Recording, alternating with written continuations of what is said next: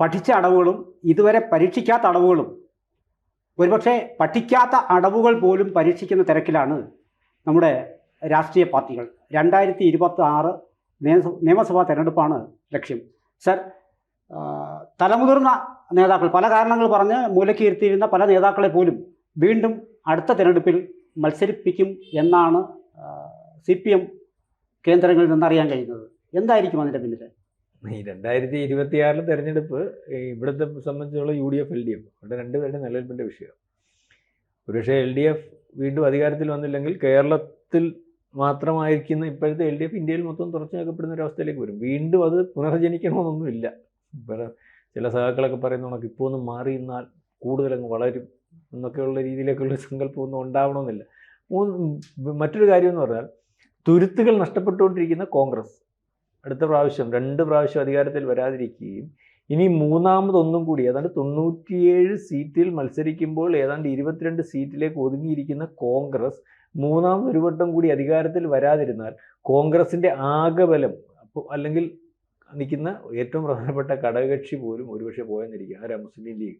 കാരണം അവർക്ക് ഇനി ഭരണമില്ലാതെ നിലനിൽപ്പിൻ്റെ ഒരു വിഷയമുണ്ട്. കാരണം ഭരണമില്ലാതെ ഒരു പാർട്ടിക്കും ജനാധിപത്യ പാർട്ടികൾക്കൊന്നും അത് നിൽക്കാൻ പറ്റുന്ന ഒരു അവസ്ഥയില്ല. അപ്പോൾ അത് മുസ്ലിം ലീഗിനെ പോലുള്ളപ്പം അവർക്ക് വേറെ മേച്ചിൽ പുറങ്ങൾ തേടേണ്ടി വരും. അപ്പം അതുകൊണ്ട് ഇപ്പം ഇവിടെ കഴിഞ്ഞ തദ്ദേശ സ്വയംഭരണ സ്ഥാപനങ്ങൾ തെരഞ്ഞെടുപ്പിനകത്ത് നിന്ന് ആലപ്പുഴ ജില്ലയിൽ വലിയ അടിയാണ്, കൊല്ലം ജില്ലയിൽ വലിയ അടിയാണ്. നമ്മൾ ഈ മനസ്സിലാക്കുമ്പോൾ കൊല്ലം കോർപ്പറേഷനും ജില്ലാ പഞ്ചായത്തും ഒന്നും ഒരു കാലത്തും ഒരു പക്ഷേ CPM നമ്മൾ കണ്ണൂർ കഴിഞ്ഞാൽ ഇങ്ങോട്ട് പോകുമ്പോൾ ഏറ്റവും പാർട്ടി സംവിധാനം കൂടുതലുള്ള ജില്ലകൾ എന്ന് പരിശോധിക്കുമ്പോഴൊന്നും കൊല്ലം ആലപ്പുഴയാണ്.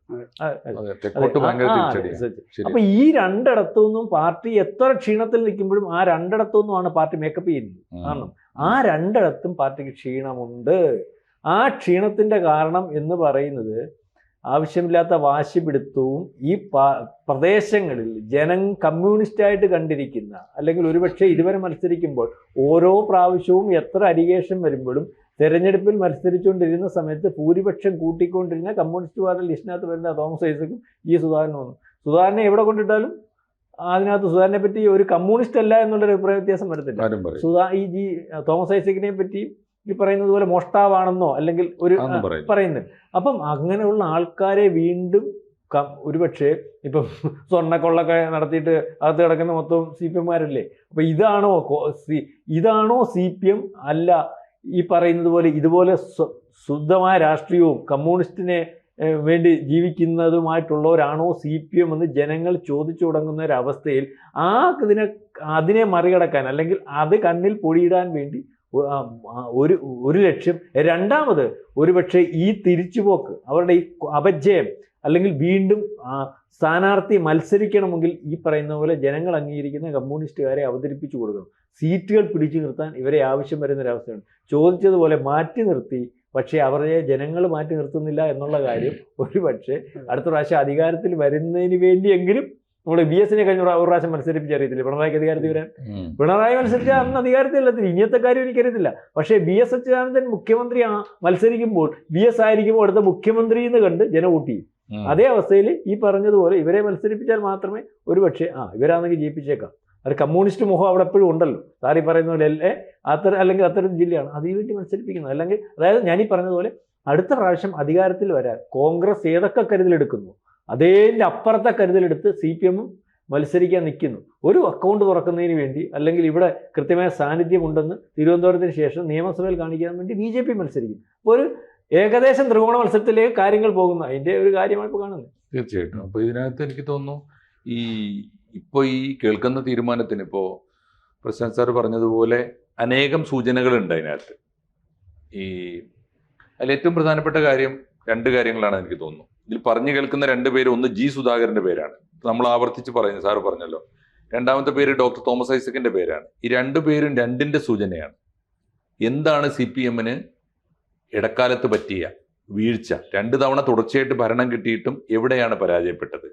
2 കാര്യത്തിലാണ്. ഒന്ന്, സംശുദ്ധമായ ഭരണം നടത്തുന്ന യഥാർത്ഥ കമ്മ്യൂണിസ്റ്റ് മൂല്യമുള്ള നേതാക്കളില്ല എന്നൊരു കുറവ് വന്നു.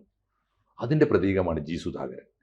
കേരളത്തിൽ ഏറ്റവും കൂടുതൽ, സാറിന് അറിയാമല്ലോ, എല്ലാവർക്കും അറിയാം, കേരളത്തിൽ ഏറ്റവും കൂടുതൽ അഴിമതി നടത്താമായിരുന്ന വകുപ്പുകളാണ് അദ്ദേഹം ഭരിച്ചുകൊണ്ടിരുന്നത്. അതെ. ഈ പറഞ്ഞ വകുപ്പുകളൊക്കെ ഒരു ഘട്ടത്തിൽ എക്സൈസ് പോലും ഉണ്ടായിരുന്നു. എനിക്ക് തോന്നുന്നു ദേവസ്വം ബോർഡിനകത്ത് ദേവസ്വം ബോർഡ്, അതെ. PWD, ദേവസ്വം ബോർഡ്, രജിസ്ട്രേഷൻ, അതെ മൂന്നും കൈയിട്ട് നോക്കി നിൽക്കെ കാശുണ്ടാക്കാവുന്ന, വാരിക്കൊണ്ടു പോകാവുന്ന, അവിടെ സംശുദ്ധമായ ഒരു വ്യക്തിത്വം നിലനിർത്തി എന്നതാണ് ജി സുധാകരൻ. ഒപ്പം മറ്റൊന്ന് ആണ് തോമസ് ഐസക്. തോമസ് ഐസക് നിർണായകമായ പ്രതിസന്ധി ഘട്ടങ്ങളിൽ സാമ്പത്തികമായി ഭരണത്തെ രക്ഷിച്ച ഒരാളാണ്. അതിനുള്ള നയം, പരിപാടി, വിവരം അതൊക്കെ ഉണ്ടല്ലോ. തീർച്ചയായിട്ടും തോമസ് ഐസക്കിൻ്റെതാണ് ഈ കിഫ്ബി ഒക്കെ. കിഫ്ബി ഇപ്പോൾ പ്രതിസന്ധി നേരിടുന്നു എന്ന് പറഞ്ഞാൽ അതുപോലും ഞാൻ വിചാരിക്കുന്നത് അത് മാന്യമായി അതിൻ്റെ ഫോളോ അപ്പ് നടത്തിക്കൊണ്ട് പോകാൻ പറ്റിയൊരു ധനകാര്യമന്ത്രി ഇല്ലാത്തതുകൊണ്ടാണ്. അപ്പോൾ അതുകൊണ്ട് അഡ്മിനിസ്ട്രേറ്റീവ് കപ്പാസിറ്റി ഇല്ലാത്ത നേതാക്കൾ വന്നു, പുതുതലമുറ വന്നു എന്നൊക്കെ പറയുമ്പോൾ നമ്മൾ അത് നഷ്ടപ്പെട്ടത് യഥാർത്ഥ ഭരണശേഷിയുള്ള നേതൃത്വം ഉണ്ടായില്ല. അത് തോമസ് ഐസക്കിനെ തിരിച്ചു കൊണ്ടുവരണമെന്ന് ആഗ്രഹിക്കുമ്പോൾ അതിൻ്റെ അർത്ഥം പാർട്ടിയും അണികളും ജനങ്ങളും സാറി പറഞ്ഞ രണ്ട് തരത്തിലാകും. ഒന്ന്, സംശുദ്ധമായ കമ്മ്യൂണിസ്റ്റ് മൂല്യങ്ങളുള്ളവർ വേണം. രണ്ട്, ഒപ്പം ഭരണശേഷിയുള്ളവരും വേണം. രണ്ടാമത്തെ ഒരു കാര്യം അതാണ്. മൂന്നാമത് ചില ആശയങ്ങളും കൂടി ഇതിലുണ്ട്. പിണറായി വിജയന് ശേഷം നമ്മളെപ്പോഴും ചർച്ച ചെയ്യുന്നൊരു കാര്യമാണല്ലോ, പിണറായി ഇല്ലെങ്കിൽ പിന്നെ ഒരു ആര് എന്നൊരു ചോദ്യം ഉണ്ടല്ലോ. പിണറായിക്ക് ശേഷം വരേണ്ടിയിരുന്ന പലരെയും ബോധപൂർവ്വം മാറ്റി നിർത്തി എന്നൊരു വികാരം പാർട്ടിക്കുള്ളിൽ ശക്തിപ്പെട്ടു വരുന്നുണ്ട്. പരാജയത്തിൻ്റെ വക്കത്താണ് തിരിച്ചറിയുന്നത്. എങ്കിലും ഇപ്പോൾ സ്റ്റേറ്റ് സെക്രട്ടേറിയറ്റിൽ പോലും പിണറായി വിജയനെതിരായിട്ട് വളരെ വൈകിയാണ് വിമർശനങ്ങൾ വരുന്നത്, സ്റ്റേറ്റ് കമ്മിറ്റിയിലും. അപ്പം അതിൻ്റെ അർത്ഥം എന്താണെന്ന് വെച്ചാൽ കൊള്ളാവുന്ന ആളുകളെ, ശൈലജ ടീച്ചർ തൊട്ട് കുറേ ആളുകളെ സമർത്ഥമായി മാറ്റി നിർത്തിയതിൻ്റെ പിന്നിൽ അതാണ് യഥാർത്ഥത്തിൽ ഇപ്പോൾ ബദലില്ല, പിന്മുറക്കാറില്ല എന്നൊരു ആശയം വന്നല്ലോ. പിന്മുറക്കാരെ ഉണ്ടാക്കേണ്ടിയിരിക്കുന്നു എന്നൊരു ചിന്ത വരുന്നു എന്നുള്ളതാണ് ഒന്ന്. വേറൊന്ന്, നാലാമത്തെ ഒരു ഘടകം, പാർട്ടിക്ക് എന്തുകൊണ്ടാണ് കറക്റ്റീവ് മെഷർ ഇല്ലാത്തത് പാർട്ടിക്കകത്ത്? എന്താ കാര്യം എന്നറിയോ? പുതുരക്തം വരട്ടെ എന്നൊരു പോളിസി എടുത്തു. പുതുരക്തത്തിൻ്റെ ദൗർബല്യം എന്താ? പുതുരക്തത്തിന് യൂത്താണ്, അവർ ശക്തിയാണ്, അവർക്ക് എനർജി ഉണ്ടാവും, പ്രായം കൊണ്ട് ശക്തിയുണ്ട്, കായികമായ ശേഷി ഉണ്ടാവും. പക്ഷെ അവർക്ക് ഇല്ലാത്തത് എന്താണെന്നറിയോ? അവരുടെ ഏറ്റവും വലിയ ദൗർബല്യം, അവർക്കൊരു നീണ്ട രാഷ്ട്രീയ ജീവിതം മുമ്പിൽ കിടക്കുന്നുണ്ടാവും. അതുകൊണ്ട് ഗോഡ് ഫാദേഴ്സിനെ, നിലവിലുള്ള നേതൃത്വത്തിനെ പിണക്കിക്കൊണ്ട് ഒരു അഭിപ്രായം അവർ പറയില്ല. സാറേ ശരിയല്ല കേട്ടോ, സഖാവേ അത് ശരിയായില്ല എന്ന് പിണറായിയുടെ മുഖത്ത് നോക്കി പറയില്ല. അത് പറയാൻ ശേഷിയുള്ളവരാരാണ്? രാഷ്ട്രീയ ജീവിതം കണ്ടവർ, എല്ലാ മേഖലകളിലും കൈകാര്യം ചെയ്തവർ, അതിൻ്റെ ഗുണദോഷങ്ങൾ അറിഞ്ഞവർ, ജി സുധാകരനെ പോലുള്ളവർ, തോമസ് ഐസക്കിനെ പോലുള്ളവരൊക്കെ പറഞ്ഞേക്കും. അപ്പോൾ അങ്ങനെ ഒരു തലമുറയേ ഇല്ലാതായി.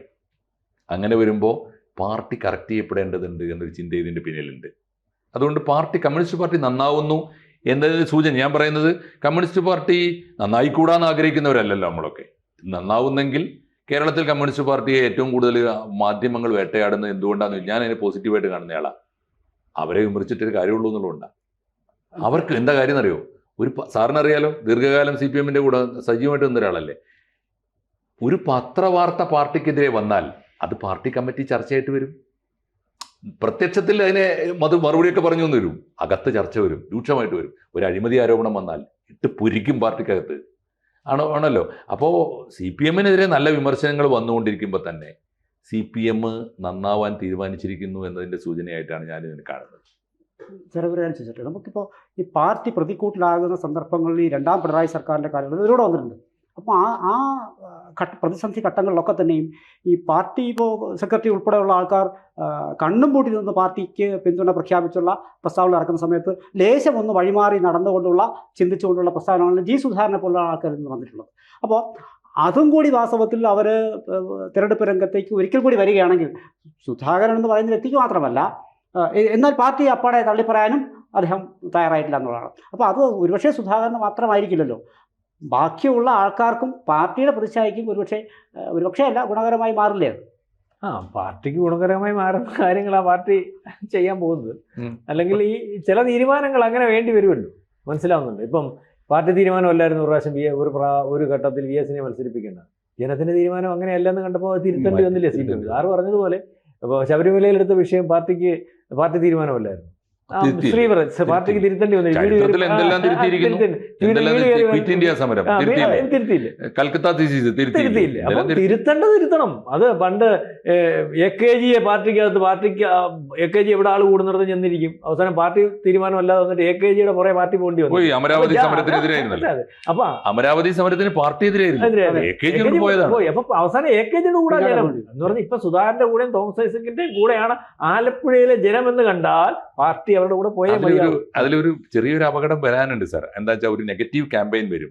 ഇപ്പോൾ G. സുധാകരന് പോലും ദുഷ്പേരുണ്ടാക്കുന്ന എനിക്ക് തോന്നുന്നു. G. സുധാകരൻ പാർട്ടിക്കെതിരായി പരോക്ഷമായും പ്രത്യക്ഷമായും ഒക്കെ ചില സൂചനകൾ കൊടുത്തത് വീണ്ടും അധികാരത്തിന് വേണ്ടിയാണ് എന്നൊരു തോന്നൽ, ഒരു സൂചന അദ്ദേഹത്തിനെതിരെ വരും.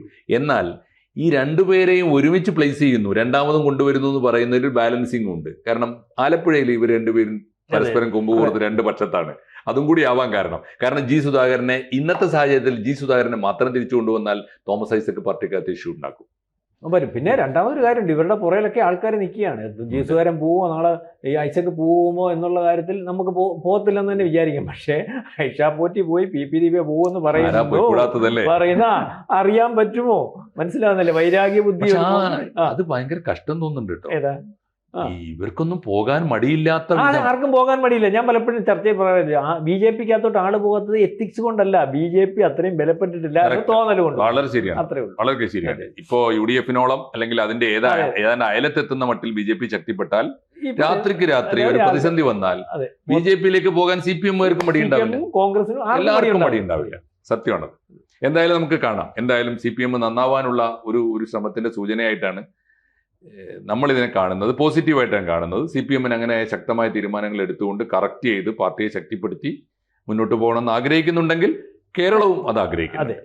കൂടുതൽ വാർത്തകളും വിശേഷങ്ങളും നിങ്ങളിലേക്ക് എത്താൻ ABC മലയാളം സബ്സ്ക്രൈബ് ചെയ്യുക, ബെൽബട്ടനും അമർത്തുക.